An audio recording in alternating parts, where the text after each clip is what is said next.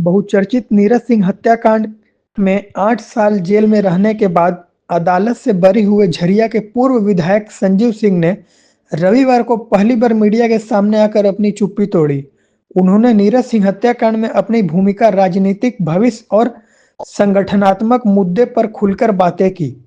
27 अगस्त 2025 को धनबाद की विशेष MP MLA अदालत ने साक्ष्य के अभाव में संजीव सिंह को बरी कर दिया था। करीब 2.5 महीने के बाद वे अपनी पत्नी और झरिया की भाजपा विधायक रागिनी सिंह के साथ शहर के 8 लेन सड़क स्थित बुद्धा पैलेस में संवाददाता सम्मेलन के माध्यम से आए।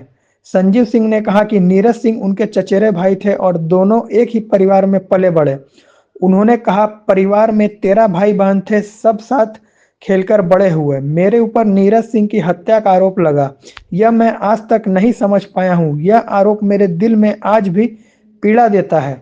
उन्होंने बताया कि वर्ष 2023 में उन्होंने झारखंड सरकार से इस हत्याकांड की सीबीआई जांच कराने की मांग की थी, लेकिन सरकार ने इसे स्वीकार नहीं किया। हाईकोर्ट में इस मामले को अभिषेक सिंह द्वारा चुनौती देने के सवाल पर उन्होंने कहा कि यह न्यायिक प्रक्रिया का हिस्सा है और वे इसका सम्मान करते हैं। राजनीतिक भविष्य को लेकर संजीव सिंह ने कहा कि अभी लोकसभा या विधानसभा चुनाव में वक्त है, इसीलिए किसी भी निर्णय में जल्दबाजी नहीं की जाएगी। उन्होंने संकेत दिया कि वे मजदूर राजनीति में सक्रिय रहेंगे, जबकि उनकी पत्नी रागिनी सिंह झरिया की जनता के लिए काम करेगी। धनबाद नगर निगम चुनाव में संभावित भूमिका पर उन्होंने कहा कि समय आने पर सब कुछ स्पष्ट कर दिया जाएगा।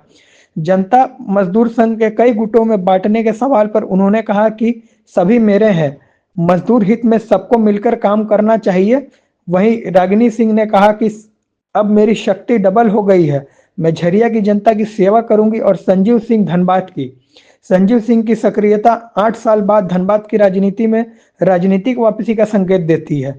भाजपा नेता संजीव सिंह की यह सक्रियता आने वाले समय में धनबाद भाजपा की राजनीति में नए समीकरण बनाने की संभावनाओं को बल देती है।